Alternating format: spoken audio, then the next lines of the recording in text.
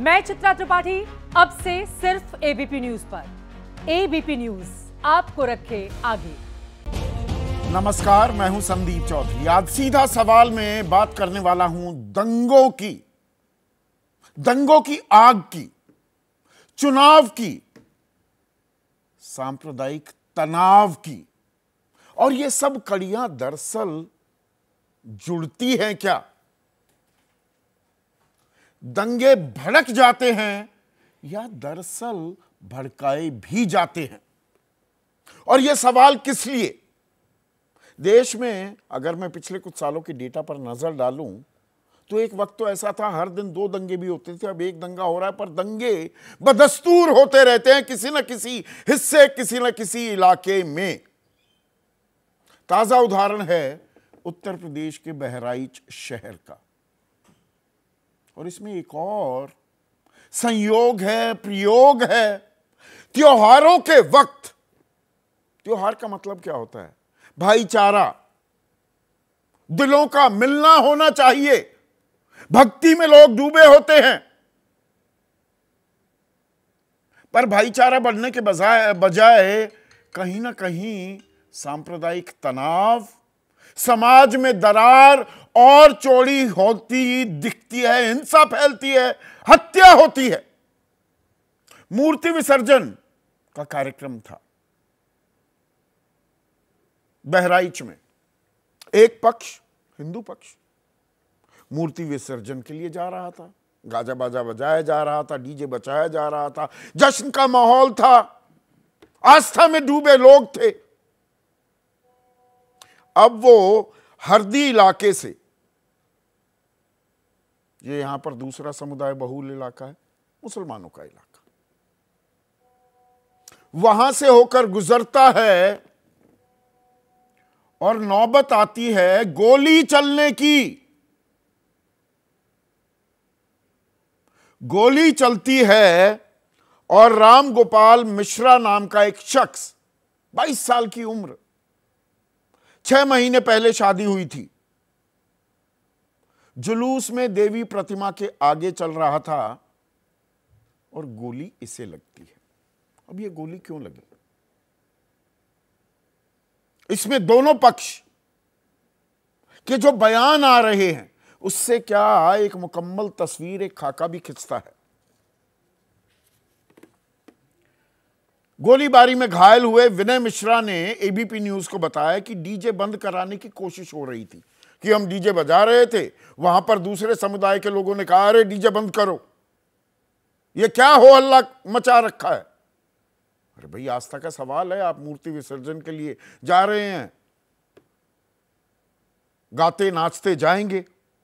DJ बंद नहीं हुआ तो पत्थर फेंकने शुरू कर दिए गए। एक और घायल सत्यवान मिश्रा ने बताया कि विसर्जन यात्रा पर घरों से पत्थरबाजी हुई। लेकिन जो मुस्लिम प्रत्यक्षदर्शी हैं उनके दावे अलग। अब्दुल हमीद कहते हैं कि गाना बंद करने को कहा गया क्योंकि उल्टे सीधे गाने बज रहे थे। अब आस्था के नाम पर आप हुड़दंग करने की इजाजत तो कोई नहीं देता कि जी उल्टे सीधे गाने बज रहे थे। मना करने पर वहीं पर जो विसर्जन में, यात्रा में जुड़े लोग थे वो नीचे बैठ गए और वहां पर अब्दुल हमीद नाम के शख्स के घर की दीवार ही तोड़ दी। और राम गोपाल मिश्रा, जो हरदी क्षेत्र के रेहुआ मंसूर गांव का निवासी है, इनकी गोली मारकर हत्या कर दी गई। वो अब्दुल हमीद के घर पर जो हरे रंग का झंडा लगा हुआ था उसे उतारकर भगवा झंडा लगा दिया और घर में जिस तरह से घुसा तो अब्दुल हमीद के घर वालों ने गोली चला दी। सेल्फ डिफेंस में, आत्मरक्षा में। पर अब यहां पर कुछ सवाल हैं। दोनों पक्ष अपनी बात को सही साबित करने की कोशिश करेंगे, लेकिन यह विसर्जन यात्रा होनी थी तो पुलिस को, स्थानीय पुलिस को, खास एलआईयू को लोकल इंटेलिजेंस यूनिट को तो पता होना चाहिए, और किस रूट से जाएगी यह जानकारी भी थी। तो जो संवेदनशील इलाके हैं वहां से जाने की इजाजत क्यों दी गई? और डीजे अगर बज रहा था और वहां धरने पर बैठना पड़ा और पत्थरबाजी भी हुई थी, तो पुलिस क्या कर रही थी? और कोई शख्स किसी के घर में घुसकर झंडा क्यों उतार रहा था?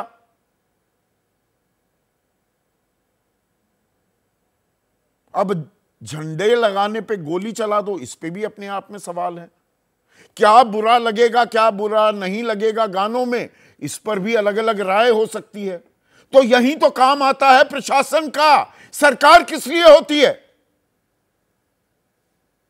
इस तरह की नौबत ना आए।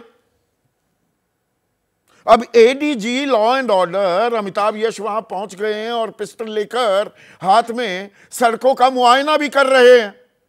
डीजीपी भी आने वाले हैं। लेकिन यह एहतियात तो पहले भी बरती जा सकती थी। रह रहकर हिंसा हो रही है बहराइच में, और इसमें आग में घी भी लगाया जा रहा है। राजनीतिक बयानबाजी शुरू हो जाती है जैसे ही ऐसे मसले आते हैं सामने। और फिर वही संयोग प्रयोग की मैं बात करूंगा कि उत्तर प्रदेश में 10 विधानसभा सीटों पर उपचुनाव भी होने वाले हैं। यह संयोग है या कोई प्रयोग भी हो रहा है, या दंगे का उपयोग हो रहा है राजनीतिक फायदे के लिए? ना संयोग है ना प्रयोग है, बस जी भड़क गया, भड़क जाते हैं दंगे। अब उसका सियासी इस्तेमाल, सियासी रोटियां सेकी जा रही हैं दंगे से भड़की आग में। अखिलेश यादव कह रहे हैं कि शासन की चूक की वजह से बहराइच की घटना हुई। लाउडस्पीकर पर क्या बजाया जा रहा था, इसका ध्यान रखना चाहिए था। वोट की राजनीति के तहत बीजेपी ऐसी घटनाएं करा रही है। तो सुधांशु त्रिवेदी राष्ट्रीय प्रवक्ता हैं, राज्यसभा सांसद भी हैं बीजेपी के। वो कह रहे हैं कि मुख्यमंत्री योगी ने कहा है कि सख्ती से निपटा जाएगा, लेकिन एक बात समझनी चाहिए, कुछ महीनों से किसकी ताकत बढ़ी जो भारत को कमजोर करना चाहती है। यह घटना उन्हीं शक्तियों का टूल है। इसे अब टूल किट बता रहे हैं। भाई सरकार आपकी, कांग्रेस और समाजवादी पार्टी करा रही है। ताकत किसकी बढ़ी है? सरकार तीसरी बार किसकी बनी है? यह भी अपने आप में सवाल है। अब इसमें आम आदमी कंफ्यूज होता है क्या? उप मुख्यमंत्री ब्रजेश पाठक हैं, वो कह रहे हैं यह साजिश है हमारी सरकार के खिलाफ। साजिश का पर्दाफाश होकर रहेगा। हर चीज में साजिश कर दी जाती है, करार दी जाती है। तो सरकार क्या कर रही थी, प्रशासन क्या कर रहा था? ठोक दो की नीति वाली सरकार है, तो यहां पर ऐसे कोई गोली चलाने की हिमाकत, जुर्रत कैसे कर सकता है? केशव प्रसाद मौर्य दूसरे उप मुख्यमंत्री हैं, वो कह रहे हैं उत्तर प्रदेश की शांति और सौहार्द बिगाड़ने की कोई भी साजिश सफल नहीं होगी। मुख्यमंत्री तो कह रहे हैं बख्शा नहीं जाएगा। उधर प्रियंका गांधी वाड्रा कह रही हैं प्रशासन के निष्क्रिय होने की खबरें अत्यंत दुर्भाग्यपूर्ण है। हम अपील करते हैं मुख्यमंत्री से कि त्वरित एक्शन लें, जनता को विश्वास में लें और हिंसा रोकें। पर जनता को क्या विश्वास में लिया भी जा रहा है? यहां अहम सवाल आ जाता है। अब कुछ चिंतक हैं, कुछ लेखक हैं, कुछ इंटेलेक्चुअल्स हैं, और इसमें भी आपकी राय अलग अलग हो सकती है। जिस तरह का राजनीतिक चश्मा आपने पहना हो, आप इन्हें इंटेलेक्चुअल्स भी मान सकते हैं या देश विरोधी ताकत भी मान सकते हैं। मैंने चश्मा तो लगा रखा है, पर यह आंखों का चश्मा है ताकि और साफ दिखे। ना काहू से दोस्ती, ना काहू से बैर। इसीलिए कुछ इन चिंतकों की बात भी आपके सामने रखना चाहूंगा। अमेरिका के एक प्रोफेसर हैं, बहुत ही मशहूर हैं, पॉल ब्रास। इन्होंने एक अध्ययन किया किताब लिखी, the production of Hindu Muslim violence in contemporary India. आज के भारत में, आज के युग में हिंदू मुसलमान दंगे क्यों होते हैं भारत में, इनकी उत्पत्ति पर इनका यह मानना है कि इंस्टीट्यूशनलाइज्ड रायट सिस्टम्स हैं भारत में, संस्थागत तंत्र है, दंगा तंत्र है। इसमें राजनीतिक दल, कुछ कट्टरवादी सांप्रदायिक संगठन, अपराधी और पुलिस की मिलीभगत होती है। और यह सिर्फ बहराइच के लिए नहीं है, ये पहले जो सरकारें रही हैं इसमें सब राजनीतिक दल हम आम में नंगे हैं। यह किसी पार्टी विशेष की बात नहीं की जा रही है, तंत्र बने हुए हैं। और क्या इन्हें एक्टिवेट किया जाता है, और इसीलिए किसी भी दंगे में असल आरोपी कभी पकड़े ही नहीं दिखाई देते हैं कि कराए किसने, छोटी मछली चला जाता है जेल में। जैसे मुजफ्फरनगर दंगे हुए। अब मुजफ्फरनगर दंगे सितंबर 2013 में 62 लोगों की मौत हुई, 50,000 से ज्यादा लोग विस्थापित हो गए। पर बड़ी मछली पकड़ में आई क्या? मलियाना में भी यही हुआ। मैं सिर्फ उत्तर प्रदेश के उदाहरण दे रहा हूं, भागलपुर हो, किसी भी दंगों की आप बात कर लीजिए, और इसमें खूब जमकर राजनीति होती है, राजनीतिक रोटियां सेकी जाती हैं। आशुतोष वार्ष्णेय हैं, इन्होंने किताब लिखी, ethnic conflict and civic life, Hindus and Muslims in India.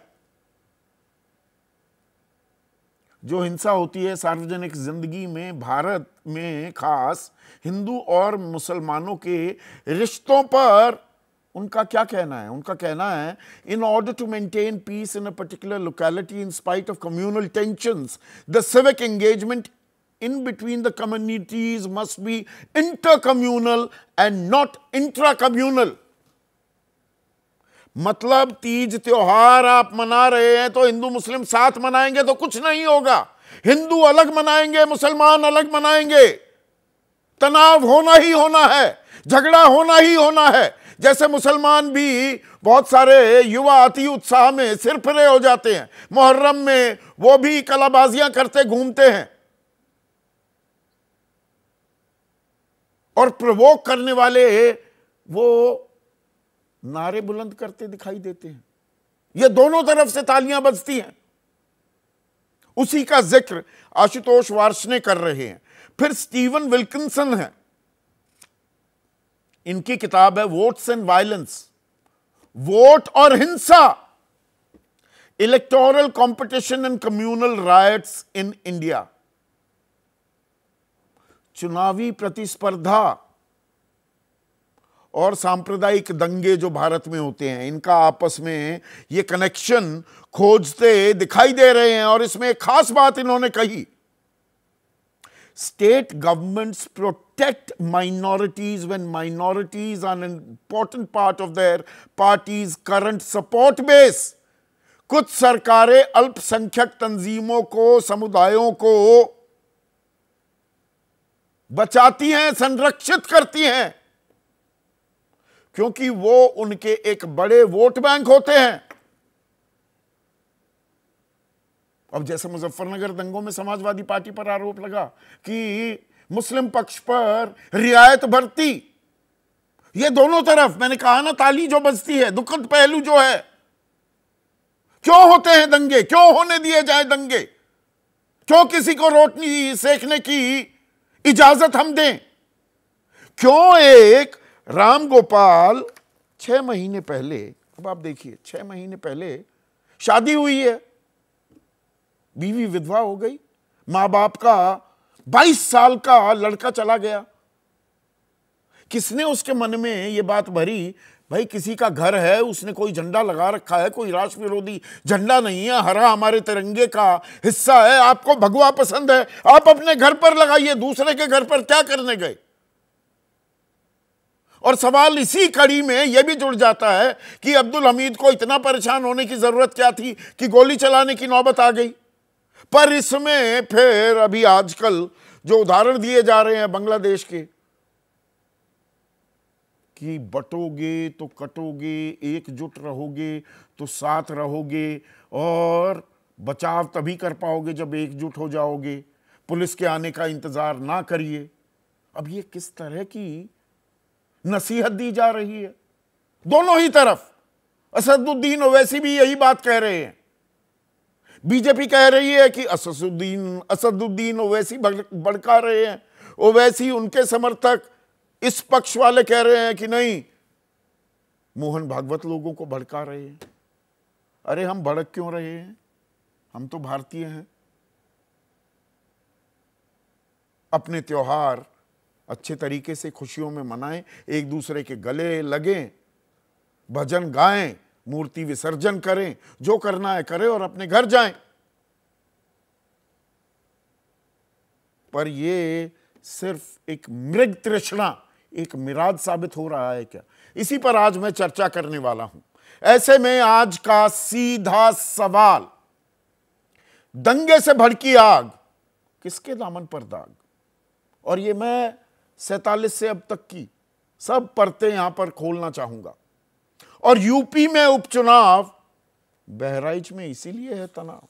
चर्चा में मेरे साथ एनडीए का अहम घटक है आरएलडी, उनके महासचिव हैं, लोकसभा सांसद रह चुके हैं, मैंने मुजफ्फरनगर दंगों का भी जिक्र किया। उन जख्मों पर मरहम लगाने का काम ये पार्टी लगातार कई सालों से करती आ रही है। मलूक नागर है मेरे साथ, समाजवादी पार्टी के राष्ट्रीय प्रवक्ता फराज किदवई है मेरे साथ में दो विश्लेषक, राजनीतिक विश्लेषक अभय दुबे और पॉलिटिकल थिंकर हैं, समाजशास्त्री भी हैं, राजनीतिक विश्लेषक भी हैं, professor Badri Narayan, and two of the finest police officers we've had in the country. Yashovardhan Jha Azad special director रह चुके हैं आईबी के, और उत्तर प्रदेश जहां से मैं चर्चा की शुरुआत कर रहा हूं वहां के डीजीपी रह चुके डॉक्टर विक्रम सिंह। अब विक्रम सिंह, मुझे यह बताइए, अब एडीजी लॉ एंड ऑर्डर हाथ में पिस्तौल लिए सड़कों पर घूम रहे हैं, रह रहकर हिंसा हो रही है बहराइच में, पर इसकी नौबत क्यों आने दी गई? भाई विसर्जन यात्रा निकलनी है तो उसका रूट तय नहीं किया जा सकता क्या? क्या एलआईयू को इस बाबत जानकारी नहीं होती कि कौन से संवेदनशील इलाके हैं, कहां पर थोड़ा सा हिंसा होने की या तनाव होने की नौबत आ सकती है? और डीजे चल रहा है, वहां धरने दिए जा रहे हैं, दीवार तोड़ी जा रही है, ऊपर झंडा बदला जा रहा है और फिर गोलियां चल रही हैं।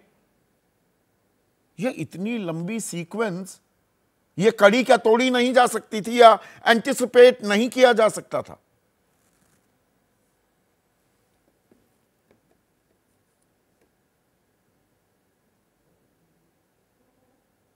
संदीप जी, अगर हम ये कहें कि हमको किस प्रकार व्यवस्था नहीं करनी चाहिए थी, तो ये एक आदर्श, एक दृष्टांत होगा कि हम कैसे व्यवस्था नहीं करनी चाहिए थी। ये देखिए, तपस्या होती है इस प्रकार के त्योहार में पुलिस व्यवस्था। यशोवर्धन जी बताएंगे कि इसमें कम से कम हफ्तों की तैयारी होती है। थाने के 6 महत्वपूर्ण रिकॉर्ड, गुंडा रजिस्टर, त्योहार रजिस्टर, सांप्रदायिक सूचना रजिस्टर, सांप्रदायिक गुंडा रजिस्टर, अपराध रजिस्टर। इसके अलावा एलआईयू की जो रिपोर्ट्स है, इंटेलिजेंस इनपुट्स हैं, सबको खंगालने के बाद एक कार्य योजना बनती है, उसका पूर्वाभ्यास होता है और ड्राई रन होता है। ड्राई रन के पहले शरारती तत्व होते हैं, गिरे जाते हैं, निरुद्ध हथियार रखवा लिए जाते हैं और फ्लैग मार्च किया जाता है और चप्पे चप्पे पर सादे कपड़ों में, वर्दी में पुलिस लगती, महिला पुलिसकर्मी लगते हैं। छतों पर यूनिफॉर्म और बाइनोकुलर और नाइट विजन डिवाइस के साथ कर्मचारी रहते हैं। और अगर ये नहीं किया तो ये मैं जानना चाहूंगा ये क्यों नहीं हुआ? फिर तो ये होगा ही जिसको मैं अपने कार्यकाल में कहता था, अगर मुझे पिस्तौल लेके आना पड़े तो मैं यही कहता, जब औलाद नालायक होती है तो बाप बुढ़ापे में रिक्शा खींचता है। डीजी डीजी होता है, डीजी डीजी का काम करे और जो सिपाही sub inspector, deputy SP SP हैं वो अपना अपना काम करें। बेसिक होमवर्क अगर आप कर लेंगे और आपकी विश्वास, मैं आता हूं विश्वसनीयता के बारे में, ये सब में ये विश्वास हो आप सबके बराबर से हैं, हिंदुओं के भी आप हैं, हिंदू आपके, मुसलमान के भी मुसलमान आपके हैं, और आप कोई फर्क नहीं करेंगे। ईश्वर साक्षी है, अगर आपने एक बार भी अपने व्यवहार, मन, कर्म, वचन से कोई पक्षपातपूर्ण बात की, ये मान के चलिए आपकी बात हवा हवाई हो जाएगी। आपकी बात न जनता सुनेगी, न आपकी विश्वसनीयता बनाने में संदीप जी दशकों लगते हैं, और टूटता है 1 सेकंड में, फिर आपकी कोई बात सुनेगा नहीं। ये कोई बहुत बड़ी चीज थी, ये डीजे बज रहा तो ये एक सामान्य चीज थी। मस्जिद के सामने ड्यूटीज लग जाती हैं, और वहां पे जल्द से जल्द जुलूस को हम आगे कर देते हैं, सुनिश्चित करते हैं कि डीजे थोड़ा सा धीमे बजे, आपत्तिजनक बातें वहां ना हो, टकराव की स्थितियां ना उत्पन्न हो। ये बहुत संवेदनशील प्रकरण है, और इसमें एक जो सावधानी बरती, आज की नहीं 75 साल की ये जो सावधानियां हैं, ये डॉक्यूमेंटेड हुई हैं इंटरनल सिक्योरिटी स्कीम में। हम इसका अगर 10% भी इसका पालन कर लिए होते तो ये हमको जरूरत नहीं पड़ती कि इतना ज्यादा दुर्दशा देखने की। मतलब बात का बतंगड़ बना है ना विक्रम सिंह, दोनों ही पक्षों में। देखिए दलीलें खूब दी जाएंगी, बहुत से लोग अलग अलग कमेंट करेंगे, जिसने जैसा चश्मा पहना हुआ, अरे भाई हम हिंदू होते हुए अपने विसर्जन यात्रा में क्या डीजे नहीं बचा सकते, कौन हमें रोकेगा, फलाना दिखड़ा। दूसरी तरफ कहा जाएगा भाई मेरे घर में आकर झंडा थोड़ा उतार दोगे आप, मेरे घर में जबरदस्ती थोड़ा दखल करोगे, या मुझे अंगूठा थोड़ा दिखाते फिरोगे। पर कुल मिलाकर ये बातें हैं क्या, बहुत ही छोटी सी बात। और ये 22 साल का शख्स रामगोपाल मिश्रा, वो तो गया ना, उसकी पत्नी अब विधवा हो गई ना, माता पिता का सहारा चला गया ना, छोटी सी बात के लिए।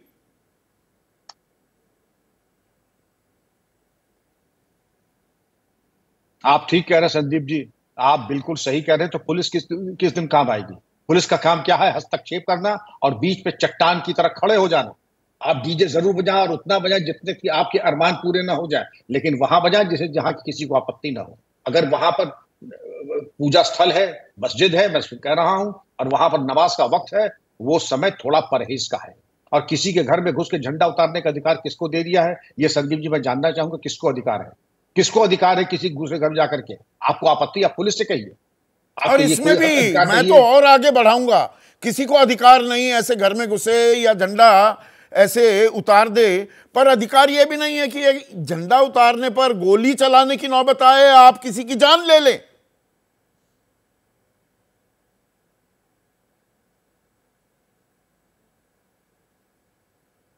मैं फिर पूछूंगा तो पुलिस क्या कर रही थी संदीप जी? पुलिस क्या मूक दर्शक थी? केवल साक्षी भाव से वहां बैठी थी? पुलिस का काम है सीधे हस्तक्षेप करे और ऐसी स्थिति को भांप ले, देख ले, चेहरे पढ़ ले, और चेहरे पढ़ने की अगर सलाहियत नहीं तो पुलिस की नौकरी ना करे। पुलिस समझ जाती है आज मामला ठीक नहीं है। कम्युनल थ्रेशोल्ड, 2 शब्द है, कम्युनल थ्रेशोल्ड आज लो है, आज जरा सी दियासलाई लगेगी तो आग लग जाएगी। और ऐसे मौके पे 144 पुरानी और पूरा राइट एंड कंट्रोल के पूरे नियम लागू हो जाते हैं, भीड़ नियंत्रण हो जाती है, प्रिवेंटिव डिटेंशन हो जाता है और प्रिवेंटिव अरेस्ट हो जाती है। अगर किया गया है तो बड़ी अच्छी बात है। यशोवर्धन झा आजाद, अब 30 लोगों को हिरासत में भी लिया गया है, 10 के खिलाफ नामजद FIR भी की गई है, इसमें ज्यादातर मुस्लिम पक्ष के हैं। अब इसमें भी, और अभी तक देखिए रह रहकर हिंसा अलग अलग इलाकों में भड़क रही है। बहराइच में, यहां पर अब पुलिस के लिए क्या एक बड़ी चुनौती यह भी है कि उनको निष्पक्ष भाव से जांच करते हुए ना सिर्फ दिखना चाहिए और करनी भी चाहिए, दोनों चुनौतियां हैं।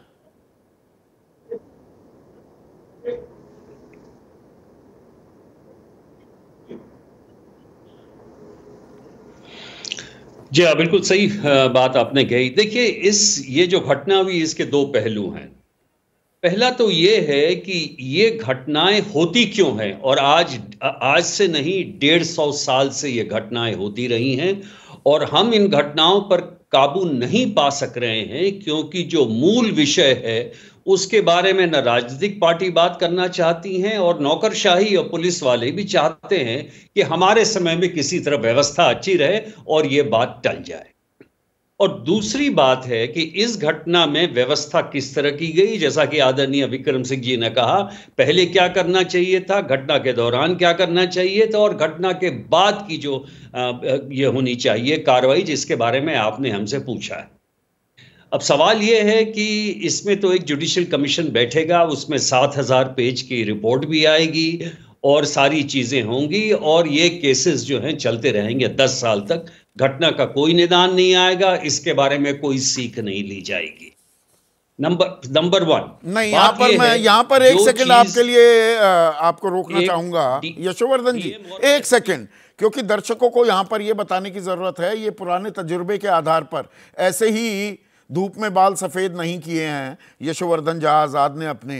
मैंने मुजफ्फरनगर दंगों का जिक्र किया, 2016 में जस्टिस विष्णु सहाय कमीशन रिपोर्ट आई थी, जस्टिस विष्णु सहाय आयोग। इन्होंने कहा LIU का फेलियर था, प्रशासनिक खामियां थी, लेकिन किसी भी राजनीतिक दल को जिम्मेदार नहीं ठहराया गया, ना सत्ताधारी समाजवादी पार्टी को, ना विपक्ष में उस वक्त बैठी बीजेपी को।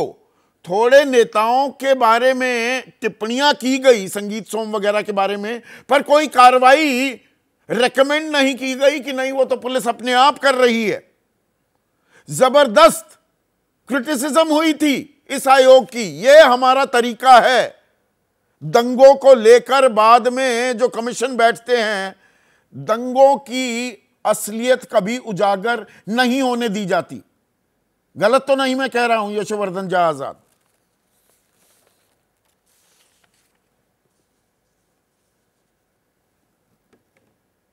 बिल्कुल सही, इसी बात का मैं जिक्र कर रहा था कि इसी तरह मामलों को निपटाया जाता है। सवाल देखिए बड़ा ही सिंपल और सीधा है।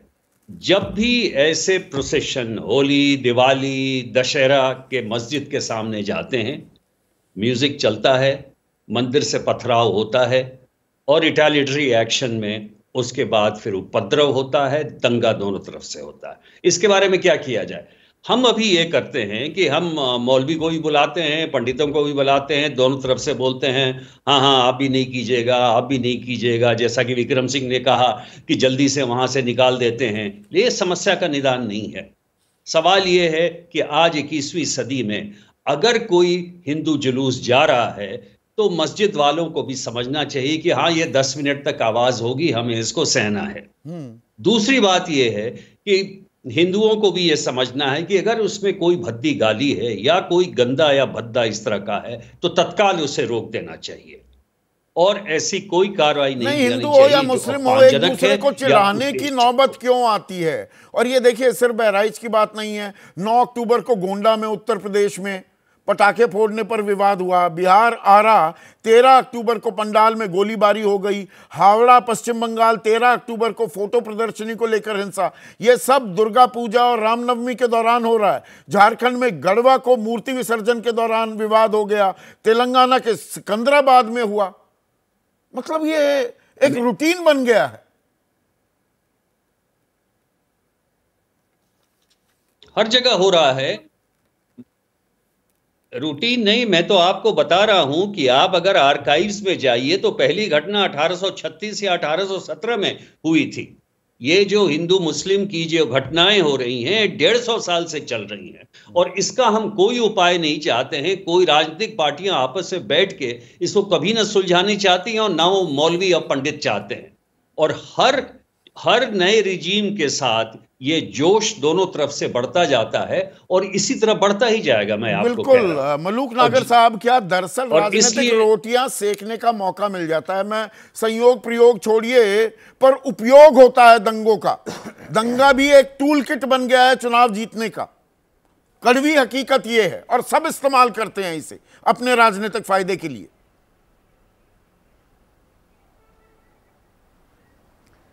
देखिए चौधरी साहब, आपकी बात से मैं सहमत हूँ और वाकई में सारी परेशानी दूर हो जाए अगर हम राजनीतिक पार्टियाँ इस पे संवेदनशील होकर के देश हित और जनहित में अगर सोचें, लोगों की जान बचाने के लिए सोचें और दलगत राजनीति से ऊपर उठकर प्रदेश के और देश के बारे में अगर हम सोचें।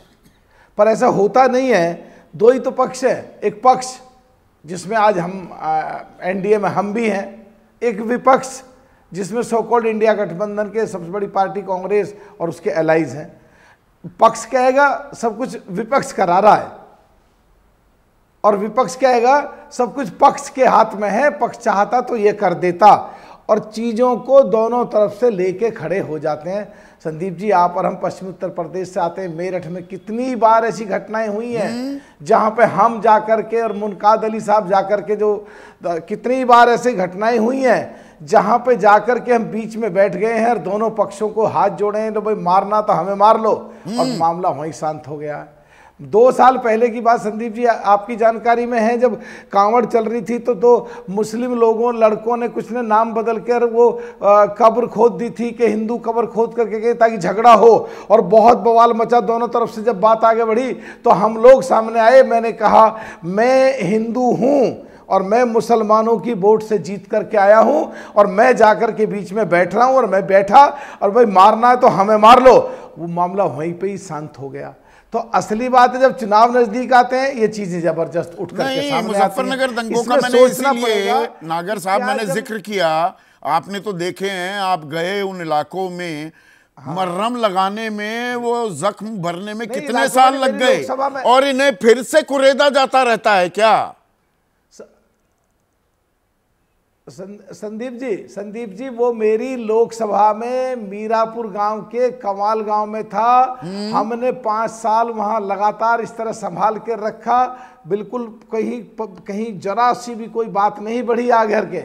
अभी वो हमारे मेरे लोकसभा क्षेत्र में ही वो रहा था।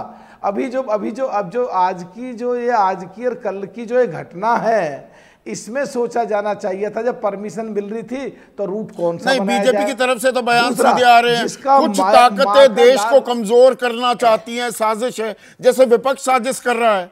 ये खेल बंद होना चाहिए कि नहीं?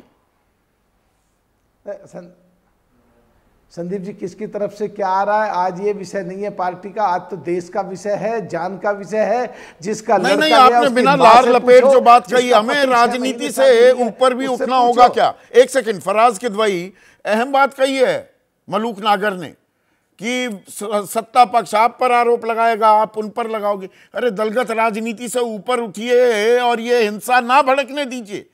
ये राजनेताओं की भी जिम्मेदारी हो जाती है कि नहीं?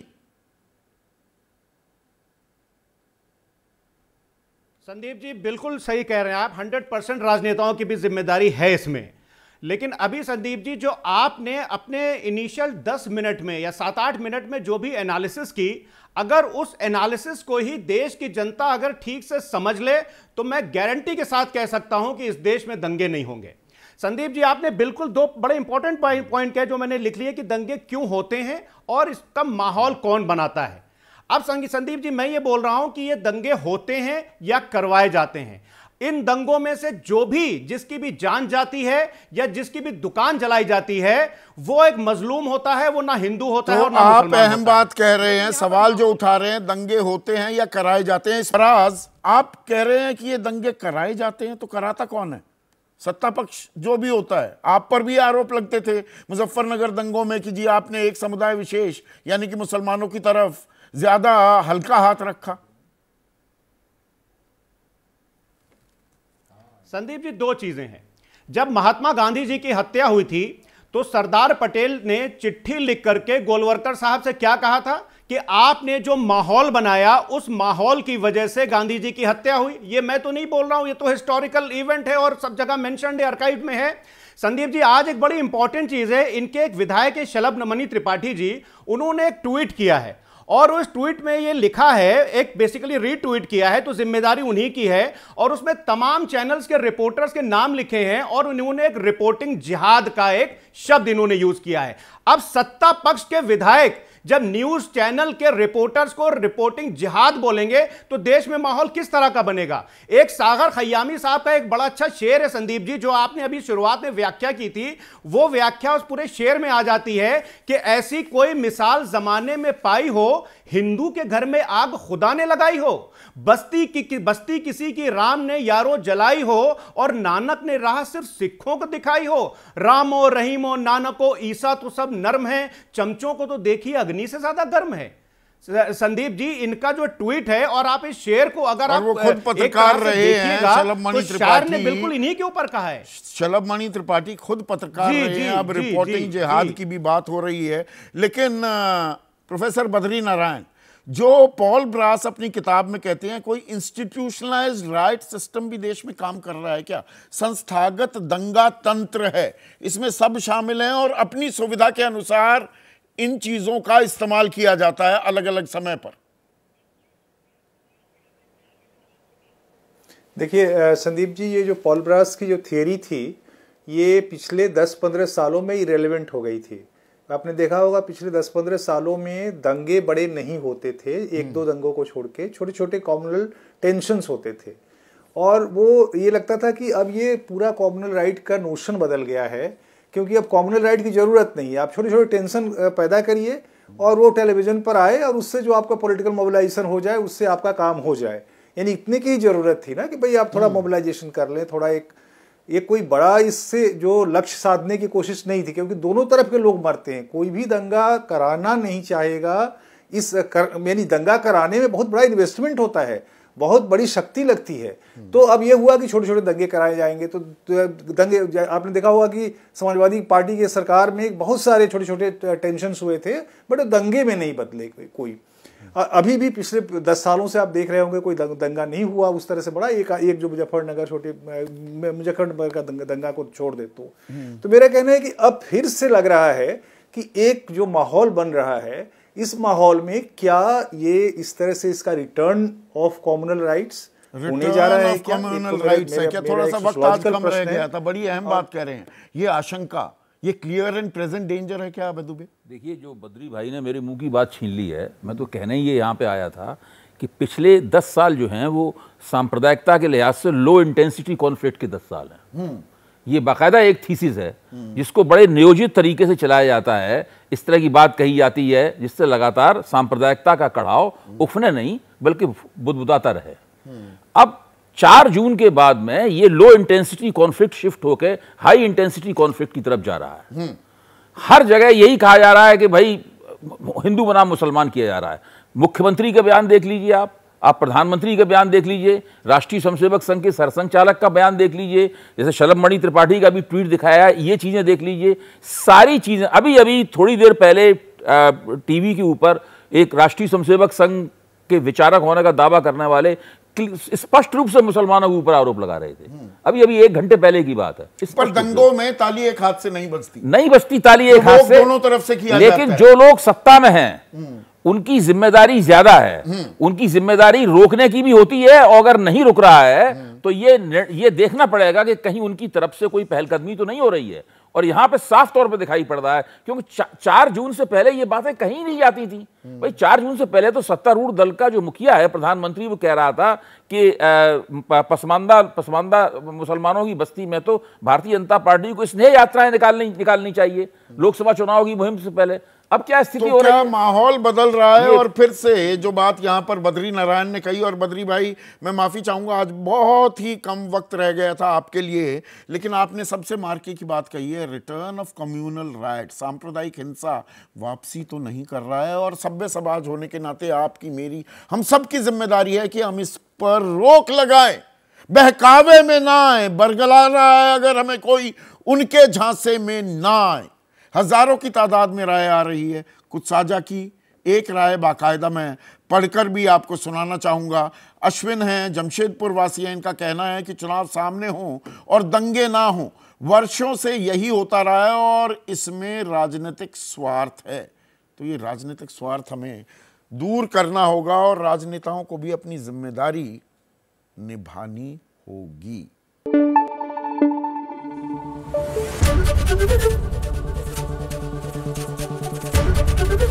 एबीपी न्यूज आपको रखे आगे।